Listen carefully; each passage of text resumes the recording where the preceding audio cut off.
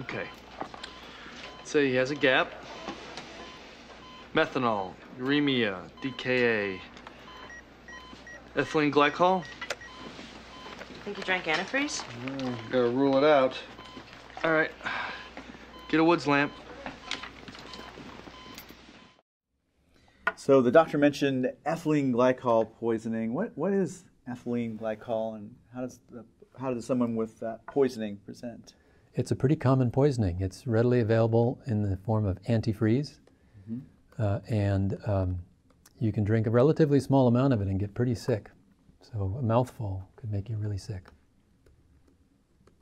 And how do these patients typically present? Well, initially they may not have much in the way of symptoms. They might seem a little drunk, disinhibited perhaps, like this guy who's shouting. And then over time they develop an acidosis because ethylene glycol is converted in the body into very toxic organic acids like oxalic acid, glycolic acid, hippuric acid. These acids are very toxic. They cause kidney injury. They can cause formation of calcium oxalate crystals throughout the body and in the urine, and they can lead to kidney failure, brain damage, heart failure, death. So acidosis, kidney injury, kidney failure, and then things such as coma, seizures, hypotension, and death? Yes. Okay. And then how do you make the diagnosis? You alluded to it earlier. Start with and thinking about it, gap. And then getting the OSM gap. Yeah, it's not easy to diagnose. In spite of it being a relatively common poisoning, very few hospitals and very few reference laboratories can do a stat blood level, which is really the ideal test, is to find out if it's there or not, get an ethylene glycol level. So unfortunately, we have to look for indirect evidence of the presence of ethylene glycol. First, find out from the history, did they drink it? Does anybody know if they drank it? Next, look for signs of acidosis because it's converted to an acid. Look for the presence of the ethylene glycol in the form of an osmolar gap. And the reason for that is that ethylene glycol is a relatively small molecule. Its ingested mouthfuls contain several grams of ethylene glycol. Grams of a small molecule means lots of moles or millimoles of that molecule, and those can contribute to the osmolality or the millimoles of substances in the plasma. So the measured osmolality goes up. We're not calculating, we're not putting it into the calculation, we're not expecting it to be elevated. So there's a difference between the measured osm and the calculated osm. For something like ethylene glycol, what would that difference between the measured osms and calculated osms be on the order of? We would look for something like more than 20 millimoles per liter difference between the calculated and the measured. And what else would be in the differential diagnosis if my measured osms minus my calculated osms were greater than 20?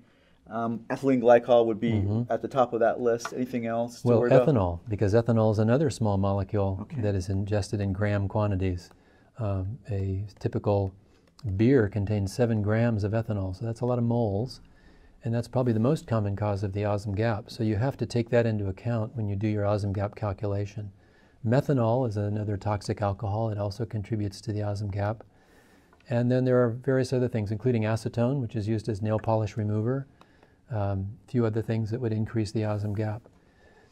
Caution you also that a few of the tubes that are used to carry blood to the lab contain chemicals in them that can, in and of themselves, raise the osm gap artificially.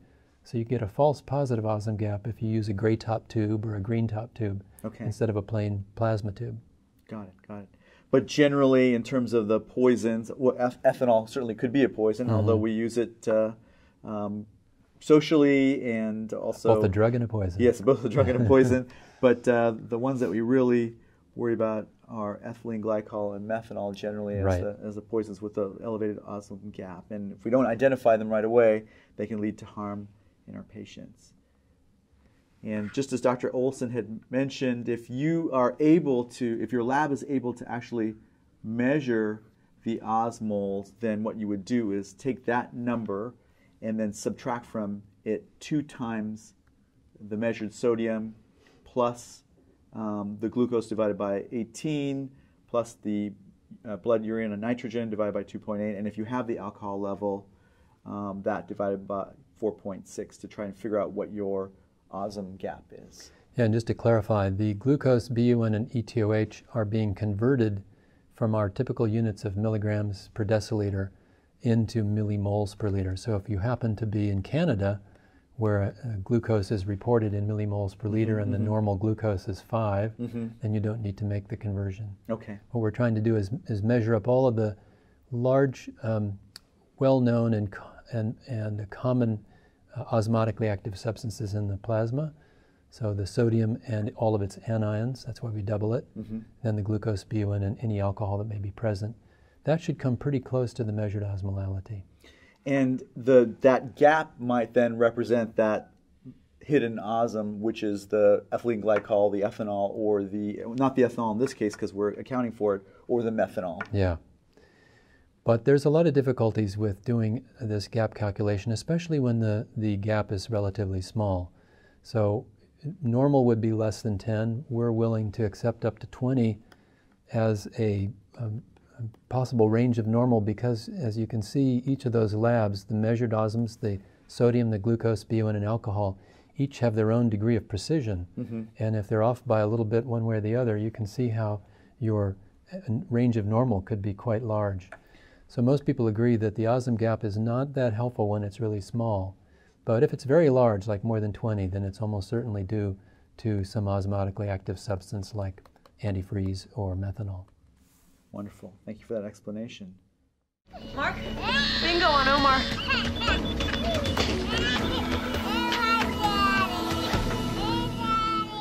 Ethylene glycol it is. What's that? Antifreeze. Get renal down here stat. Let's give him IV ethanol. We don't have any. What? I checked. Pharmacy's out. So that's very interesting. The doctor was able to make the diagnosis of ethylene glycol poisoning based on the fact that the patient's clinical presentation, the anion gap acidosis, the probable osmolar gap on top of that, and then he was flashing a Woods lamp over the patient's urine and seeing that it was fluorescing. How useful is that in your clinical experience? Well, most commercial antifreeze does contain fluorescein. That's probably put in there to make it easier for the radiator repair guy to see leaks in the radiator. And it can be applied to the diagnosis of ethylene glycol ingestion, although the problem is that there are a lot of false positives because urine often fluoresces because of other things in the urine. So we don't find it all that helpful, but if it's strongly positive, it may make you think about it. And then the doctor wanted a renal consult, interestingly, for ethylene glycol poisoning. What is the advantage of getting the kidney doctors involved? Very important because not only is ethylene glycol nephrotoxic and can lead to acute kidney injury, but the treatment for significant poisoning is hemodialysis to remove the parent compound and all of the metabolites. Great. So if you're dealing with a patient who you suspect has ethylene glycol poisoning, what are some of the things that we would consider? Obviously, hemodialysis. Let's say the patient has an acidosis, a pH of 7.1 or 7.2. Anything else that we should consider in the interim while we're waiting to get our hemodialysis done? It'd be reasonable to give some sodium bicarbonate. But somebody who has an acidosis certainly should be dialyzed because that means that they have a lot of the nephrotoxic metabolites circulating in their system, and there's really the only way to get rid of them is through dialysis. So it would be a short-term measure, buying you time until you were able to get the patient dialyzed. Yeah. What are some other therapies that we could consider in this patient? Well, we'd like to try to prevent more metabolism of the parent compound. So if he's got ethylene glycol poisoning, we want less of the ethylene glycol to be converted into its toxic metabolites. And the best way to do that is to block the metabolism. So there are two ways to do that. The traditional way is to treat with alcohol, with ethanol. Ethanol is a very good competitive inhibitor of the enzyme that converts the ethylene glycol into its metabolites. That's alcohol dehydrogenase. So you can block alcohol dehydrogenase by getting the person to a state approximately equal to legally drunk. Okay. About a 6-pack of beer. And you mentioned there's two ways. So one way would be to give them actually alcohol so that the alcohol dehydrogenase was working on the ethanol as opposed to the ethylene glycol.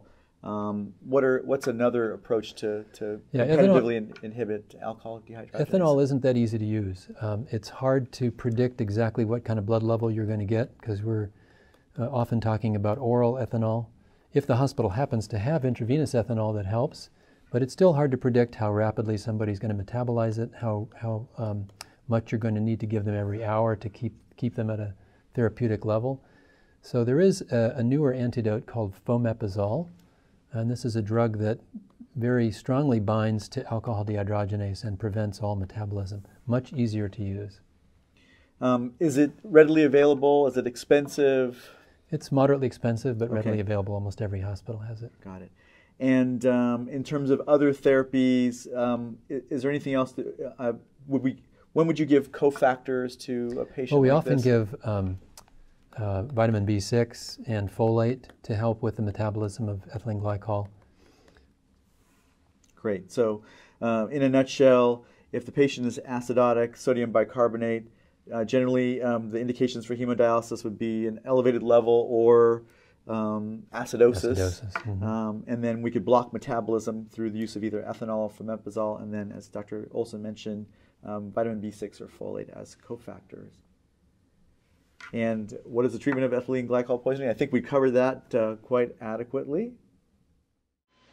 There's a bottle of bourbon out in that shopping cart in the hall. Bourbon? 120 cc oral loading dose, 30 cc's POQ 1 hour. Otherwise, he's got brain damage and renal failure. Bourbon shooters it is. I'm impressed he's got that dose right at the top of his head. Must be an attending.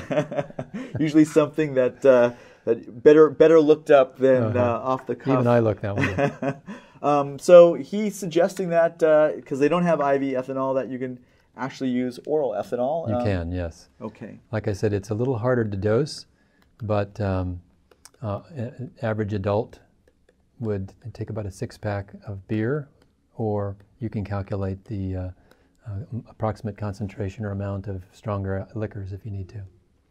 We're not advocating that you at home drink a 6-pack of beer. It's only if you're worried about the poisoning. What other poisoning could oral ethanol be used for? Methanol. Methanol. Mm-hmm. For the same reason. Methanol is converted to formic acid eventually, and the key enzyme there is alcohol dehydrogenase. So once again, you could use either alcohol or the fomepizole. Wonderful. That has been the poisoning discussion case, and our expert, Dr. Kent Olson, has done a marvelous job of taking us through this ethylene glycol poisoning. I want to thank him for joining us today, and I hope you enjoyed this case. Thank you. Thanks, Maha.